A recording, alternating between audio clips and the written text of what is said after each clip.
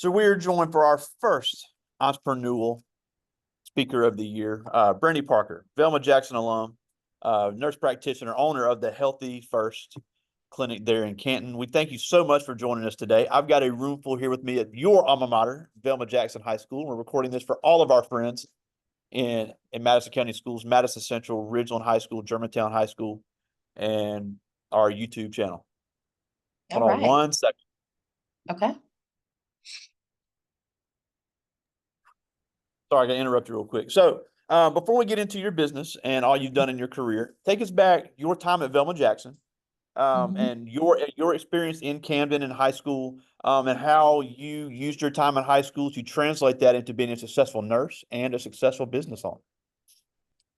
So I will give when I graduated. So I did graduate in 99 from Velma Jackson. I came from Luther Branson. Velma Jackson, when I went, it was K through 12.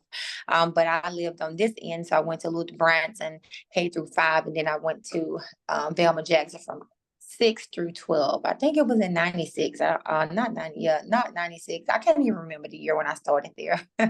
But I did sixth grade through 12th grade at Velma Jackson. And it was a great experience. You know, it was a small community, close-knit community, a lot of family members, that went to school together, and a lot of family that became friends over time. But the experience there was I think we had the enrollment there was more than it is now. So the band was very popular, basketball was very popular, football, basically all of the sports were extremely popular. And so I used my time there to, just learn my basic studies and which helped me develop my readiness for college and then on to bachelor's and master's degree. So George Cole was our principal, and the year we graduated, he left. So he was the last class that he principaled of 99. And his daughter is actually my classmate. So that was his Cool. last year.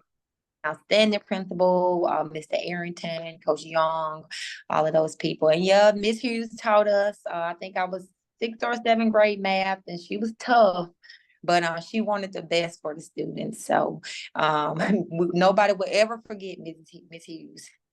Yeah, and the great George Cole is still around driving the bus here at Velma Jackson as well. So, Oh, yeah, he's still a big part of our community. So, you left Velma Jackson. Take us through your college, because I know you went to South Alabama and yeah. some other places.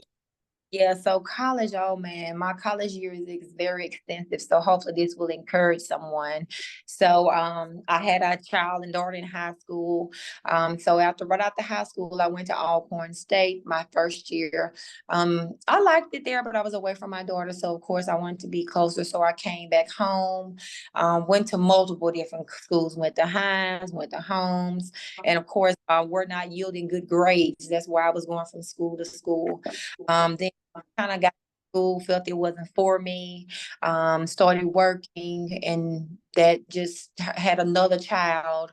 And so just was working and just really was unhappy with that. And so years and years later, 10, 15 years later, I said, okay, this is not the lifestyle I want to live.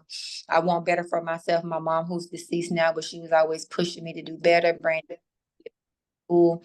So I moved to Texas in 2000. And so when I was there, I just prayed about it, and I said, I want better for myself and for my family. So I began to really dig deep, and got back into school, and which was in 2009, 2010, and I Wow. graduated in 10 plus years.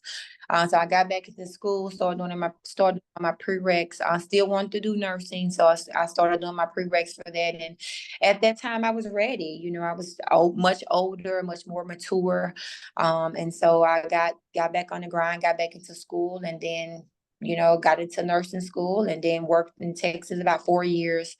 2017 came back and moved here in Mississippi, where we're from. And then so 2019, lost my mom. And then same year I got into NP school at University of South Alabama. I got my undergraduate from Baylor in Texas. Got into Cool. University of South Alabama and started fall of 19. And so just went from there. And so after 10 plus years out of school, got back on the right track and that what landed me to where I am today. Now, before we get into your business, I do want to briefly talk about the nursing field because Yes. so many young people, Hmm. and you know, coming from Camden, so many young people just see nursing as just this easy money. You know, Yes. everybody can do it. And look, you can make money as a nurse, Yes. but it is not for everybody. I think it's important for Right. everybody to understand. In the medical field, you're going to have to touch people. You're going to have to move people. You're going to see people die. You're going to see people throw up. You're going to have to deal with smells. You're going to have to deal with bodily fluids. You got to deal with Mhm. hospital administration. So it is a lot of things that they don't tell you about when you see people posting on their TikTok and on their Instagrams about all the nursing things. So just give us Yeah. a brief rundown of what is really expected of people when they're in the nursing field. Okay. So I'm still considered a nurse, but I worked on the floor of nursing for 8 years before I got back into getting my master's. But nursing is everything that you just said. You don't know about the body fluids. You don't know about you have to clean people that incontinent of urine and or bowel or both. You have to be the CNA sometimes. You have to roll people. You have to Yep. lift people, get people, help them transfer from bed to chair, or bed to wheelchair and back to bed. You have to do wound care. You have to feed sometimes. You do have to do, if someone passed away, postmortem care. You have to be able to read and follow all doctor's orders that they may put in, because the doctors put the orders in, but you have to carry them out. You have to, be certified in your BLS and your ICU, your ACLS, which is just like life support. And ACLS is more like your accelerated with like intubation, stuff like that. But that's usually if you're like in the ICU or critical care units. Sometimes just because your shift is 7 to 7, you don't always walk out the door at 7 o'clock. You may have a great day where you're done at 7.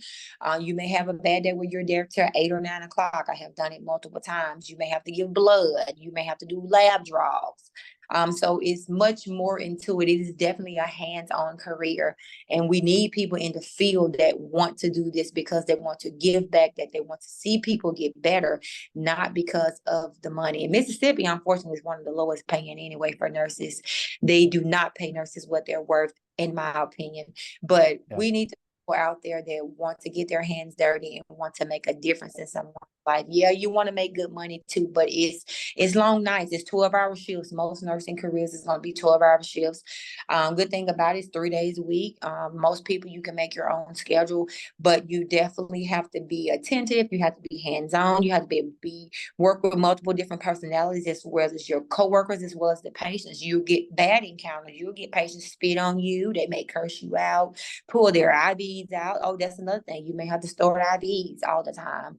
So it's much more to it than just the dollar. You put in strenuous hours. Sometimes your ankles and your feet are swollen. They're tired. Your back is hurting because you've had to lift a patient that was bed bound or a patient that was weak. You may have to push your patient down that dialysis, take them down to get x-rays. So it's really, you have the team in place for these things to help you, but sometimes they may not be available at that time because they have multiple other patients, or your situation may be emergent. You may have to perform CPR, get on top of the bed and do chest compressions, so it's just much more to just putting on scrubs and looking good and making money. You have to get down to Yeah. work in the nursing field, and that's so serious. Absolutely. Now, the one thing I did want to touch on, and then we'll talk about your business, is I've got all young men here with me right now. We Okay. need young men to consider nursing. Every single nurse in tech and our CNA, I hear Yeah. speaks that we need more men to get into this because, like you we just said about moving patients, not saying yeah. women are weak, but sometimes they need a man's strength to move somebody. Sometimes a patient's more comfortable talking to a man. So I really Correct. encourage more men to consider getting into nursing. Yes, I do too. 11% of nursing makes of men. That's very, very low. It's 11% of men in the nursing career. So I know a lot of times it's probably a stigma. Men look at it like that's for women or something like that. But you are correct. We need more men in the field.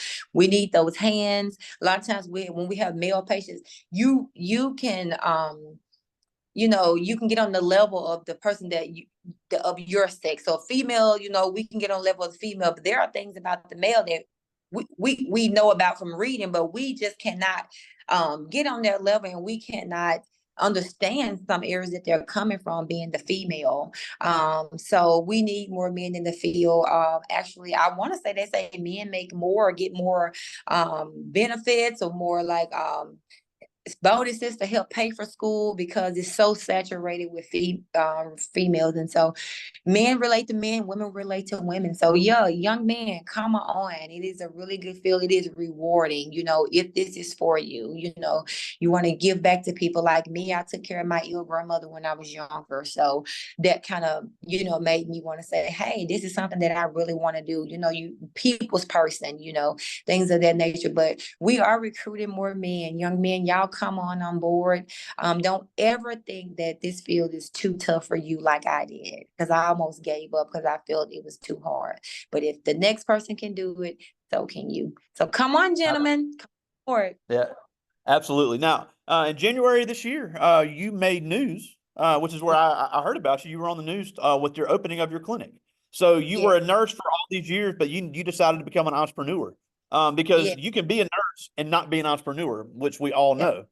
But That's right. it is a roll of the dice and a huge huge sacrifice of yourself and of your money to open a Yeah. business. So tell us about the story of your clinic right down the Okay. street in Kent, and Yeah. how that came to pass, and some of the planning that you had before you even opened the doors. Yeah. So I've been a nurse practitioner 2 years next month.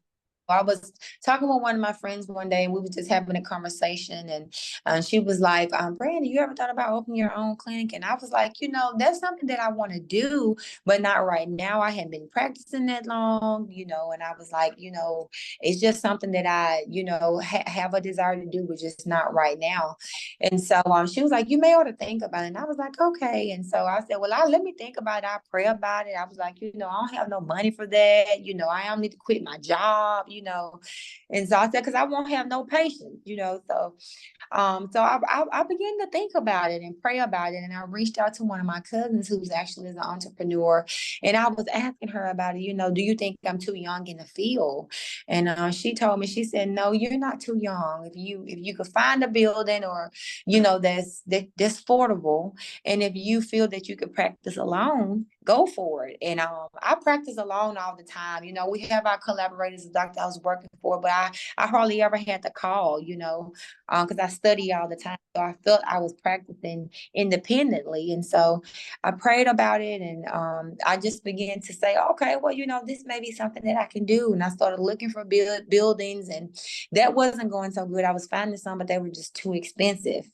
And so I kind of put it on the back burner for like a couple days, like a week, and then magically, this place in Kansas I was just riding around the square and found it. It said, now leasing, and it was like, okay, so we called and went by, and it used to be a beauty salon, and I was Oh, looking at the wow. car. And I was like, it looks a little old in here. And the gentleman, he said, oh, no, we'll fix all that. We'll put all new flooring in, blah, blah, blah. And it's a small clinic. I call it a small clinic with a big heart. And I said, it's small, but I could make it work. I could make it work. And so I started from there, got the lease on it and started going on marketplace looking for equipment, not trying to spend too much money, trying to do it, more feasible, found a lot of used equipment, and then everything just started coming together. Because when this idea was presented to me, I had no idea on even where to start, what I needed to do. But I reached out to this young lady named April, and she gave me the roadmap to opening my own practice. And I thank her. She was a nurse practitioner here too. And so I started calling around, and everything just started literally falling in place, like one step after the next. I was having no pushback on nothing. Everything was just going so smooth. And I said, okay, well, all right, Lord, I guess this is really what I need to do. And so things just began to unfold. And once I got all of my credentialing done and went through the process of that. That's really what took the longest, and got my collaborating things that I had to do. That's when I set a grand opening date. So we did some remodeling to the building. I decorated it myself. We did some painting and, just set the atmosphere and just put some pictures up, and we went forward. And so we opened up. It was initially called Healthy You Medical Clinic. We opened January the 19th, 2024, but now it is called First Priority Medical Clinic because at the That's right. I'm time, sorry. Yeah. okay, we did not know that Blue Cross Blue Shield had a patent on Healthy You. So yeah, so we have. I'm glad you mentioned that because that's something that business owners have to pay attention to. And a lot of times, obviously they're not going to come after and sue a little bitty clinic, but still, if things are copyrighted, you can't use them. Yes, and that's the thing. So when you're building your LLC, it's not tied to the patent side of things, which the state of Mississippi, I wish they would, because that's the same website you go on to get your LLC, but it's not tied to if somebody has a patent on something. And so when it Wow. went through, but it's not tied to the patent portion. So what I found out later, any new business owners, please check the patent to make sure that there's nothing patent before you try to proceed. So anyway, so they had a patent. Blue Cross Blue Shield wrote me and told me I needed to cease using the name immediately. But they have been really, really good in working with me. So we had to switch the name about a month in. And so now we are First Priority Medical Clinic, which was one of the names that I had decided was going between Healthy You and First Priority when we first came up with the idea. And so we just went back to First Priority Medical Clinic. And so, we've been in business for 7 months now. We are located in the historic district, right in the Holler district, off of the square in Canton, at 223 West Center Street, right beside Fast Tax and right across from the construction company. I can't think of the name of it right now, but there's a little construction place across the street. So a lot of people don't know where we are. I didn't know the name of that street either. So a lot of times we're overlooked because no one even knows. Some people still don't even know we're there. And the name of the street, I never knew the name of it until I went into business. So the business has been doing great. It's been flourishing. I am the only provider there, so that's good. It's like I said, it's a small clinic. I have 2 other employees, and so we see the patients and we take care of all the needs. So here we are, 7 months in. It's been going great. That's awesome. Now, and it's and you talked about taking a risk because you had to go out on your own.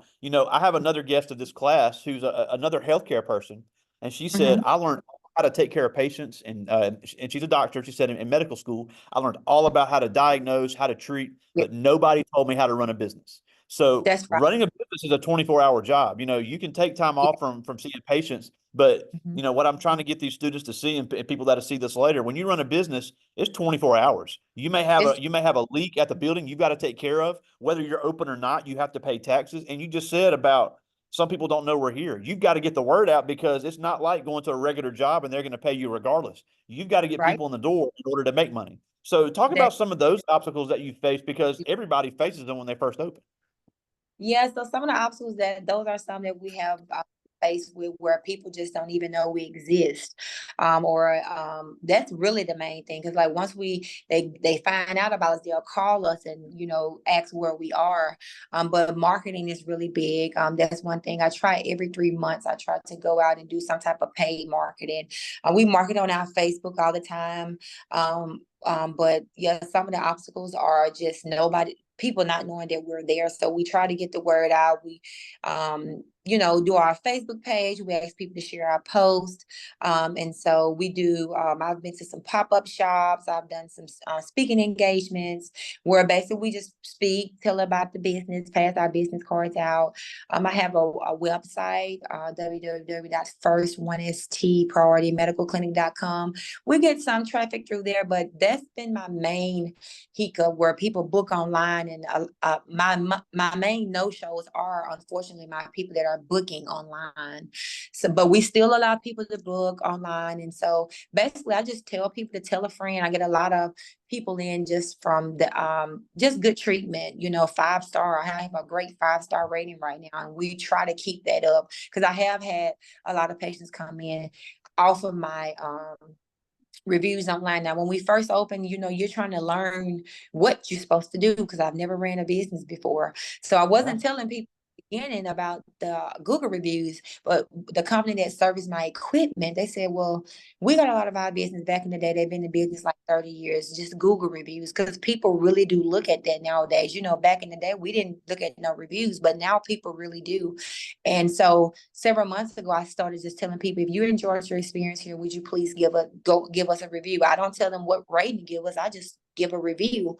And so we've had some really good ratings. And like I said, we've gotten people in through the door based off our ratings. But so just not people not knowing about us. And so that's what I work on projects all the time. I work behind the scenes, like you said, 7 days a week, trying to figure out what can we do to set us apart? What can we do to get our name out there? What can we do to get the people in? So that's one of the things, as you mentioned earlier, as being in business on your own, you have to recruit and get the people in because you won't get paid if you don't. So that's what we work on, and just Facebook, word of mouth, with a few influencers in Canton, Kanoy Brown. I work with him, and I did a Facebook Live with him when I first opened and got a lot of patients off of that. So about to do an ad here soon with the radio station, and even with the news broadcast. That was a surprise. A mutual friend of a friend set that up, and so Chris was awesome, and Yeah, Chris Fields does a great job. oh yeah, he does an awesome job. So that really got us a lot of people too. A lot of people found out about us through that, and I really appreciate that. So but yeah, I work all the time. I have my iPad with me all the time, working behind the scenes, just trying to keep abreast on stuff because I'm the only person there. I have to keep up with labs, referrals, medications.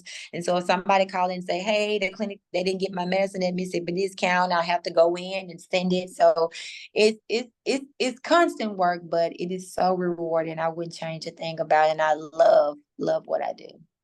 Now, before I get to the students' questions, you mentioned one thing I did want to talk about real quick. Is you said I have to find ways to set myself apart. And that's what I'm trying to get to these students, is that every business to be successful has to set themselves apart. And you've done some little things already that set you apart, because how often do people say, I need to go to the doctor, I need to see somebody, but I can't take off work. So you have the hours after Yes. most people are off work. So talk about Yes. that, because I thought that was a really good strategy when it comes to business. Yeah, so that's what we did. That was a little brainstorming I did in the beginning before I opened. Like, okay, it's too much competition during the day. There are several providers in Canton during the daytime. And so I came up with that we're going to be after hours. We're going to be after hour clinic. We're open on Saturday mornings, but we are after hours Monday, Wednesday, Friday from 5 to 9. We tried. That was the big kicker to set us apart, where you don't have to take off of work, or if you missed your doctor and you're sick, or if you have PTO and you don't want to use it. We do walk-ins, so you don't have to have an appointment. So just things of that nature. And the goal, also one thing I did was, a lot of people, when I was starting up, I followed this page on Facebook. A lot of them, they don't take insurance. Well, I have to cater to my population, and no insurance is not good for this area. And so I got a network with every insurance: Medicaid, Medicare, Ambetter, Wow. Molina, all your commercials, United Healthcare, Blue Cross Blue Shield, Aetna, we take Wow. Humana, take everything, Cigna, PPO, Shared Health, First Health. We take all of it. And so that was one thing that I wanted to do too, to try to draw the crowd in. And then also, we just have a flat rate for patients that don't have insurance. Now, we don't do payment plans or anything like that. That's something we're going to look into in the future with a credit card on file. But right now, we just charge $125 to get in to see the provider, just a flat rate for those people who do not have insurance. So we don't turn anybody away regardless Yeah. of race, ethnicity, social economical status, insurance, and not. We see all people of all That's awesome. ages. And yeah, and that's awesome, because, it's like you said, you were passionate about nursing. You have a heart Oh, for yeah, something. When you have a heart for the customer and you focus on customer service, the money's going to right. come. So it Absolutely. really is catering to your market. You came out with a Yes. great plan. You set yourself Mhm. apart, and the success has been coming, and it will continue to come. Well, I do have some questions from the students, and these are really Oh, good. And like I said, I have all young men in here with me today. So yeah. I'm glad that they're asking these questions. This first one, and they're all in 10th grade. This first one Okay, is Edward Flowers. He's a member of our band okay, here at Velma Jackson. And he asked, okay. what would you say to other nurses that are trying to open their own clinic? And what are the pros and cons of owning your own clinic?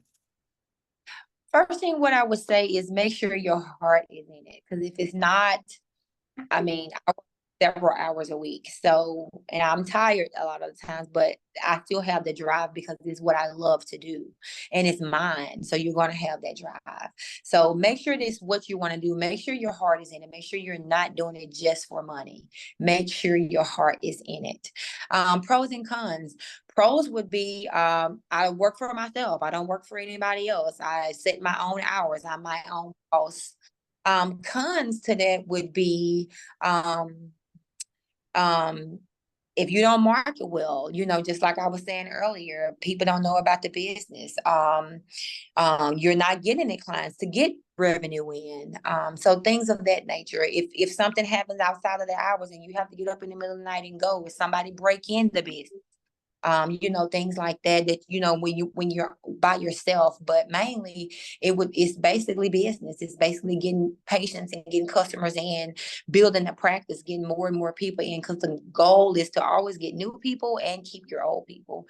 So you just have to make sure you're doing what you're supposed to do so you can keep the people coming in, because no patients, no money. So Absolutely. that's the biggest con to the business. All right, this is Christopher Mitchell, one of our basketball players here. And he asked, did you always want to be a nurse or did you have another choice of a career? I always wanted to be a nurse. I remember standing up in my seventh grade world geography class. Coach Dwight Luckett was the teacher, and he asked us to stand, give our name, and tell what we wanted to be. Seventh grade, I said I want to be a nurse. So I have always wanted to be a nurse, although I did give up at one point in time. But I'm glad that I got myself back together. And so it's very rewarding what I do. That's awesome. This is Tadavian Smith, member of our drum line here at the band at Velma Jackson. And he asked, Okay. what advice can you give someone leaving Velma Jackson on deciding what college to attend? So first thing you should look at is find out your career goal. What do you want to be? And then from there, you always supposed to search that school's star rating or their percentage of graduates in that area to see if that's like one of their top programs. Like if I know, like for instance, Jackson State has a good engineering program. Mississippi University for Women has a good nursing program. So basically just find your niche, find what you want to do, and then research from there to see what college has the best graduation rate for that field of study.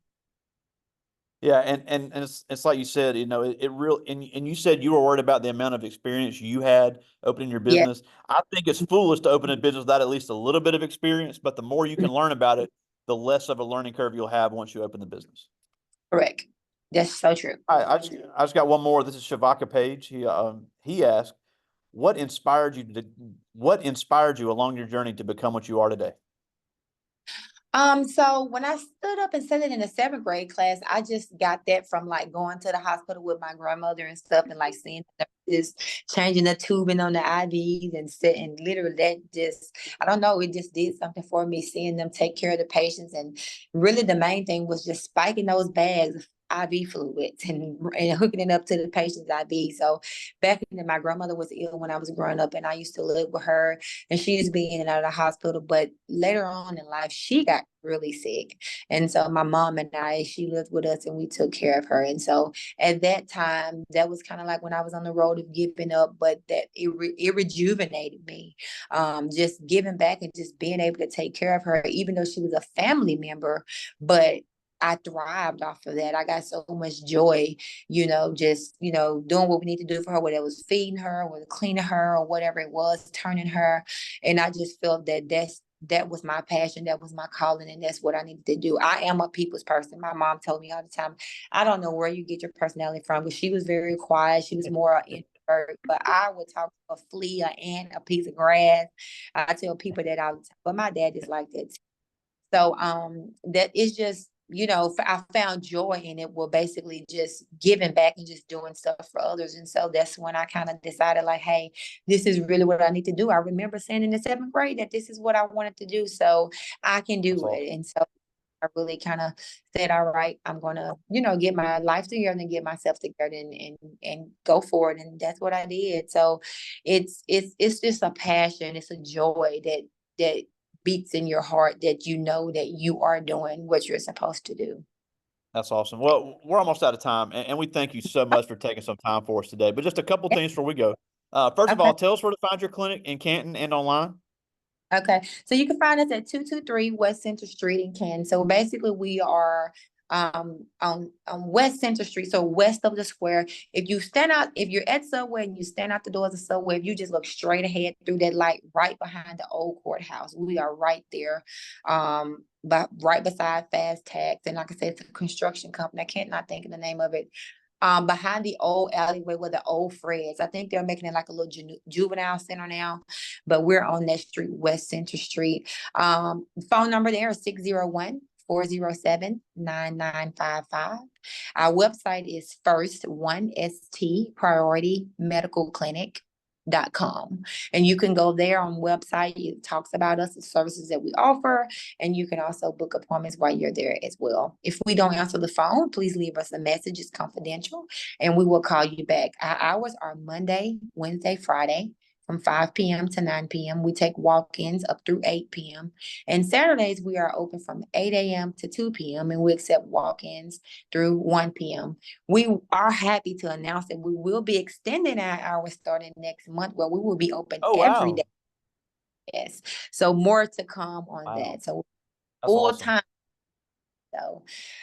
So just help us That's spread the word. incredible. We take great care of people, have great staff, and we will be happy to have you on. Wow, that's incredible. And I'm glad you got to break the news to us. But one I last thing want before we go. Yeah, one last thing before we go.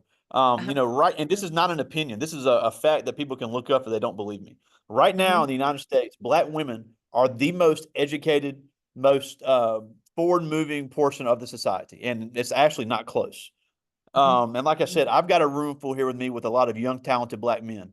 There's, to me, nothing should stop these young men from following in these women for what they've already done and the Yeah. standard that they've set. Why do we need these young men, especially here in Camden, to step up and be leaders in our community?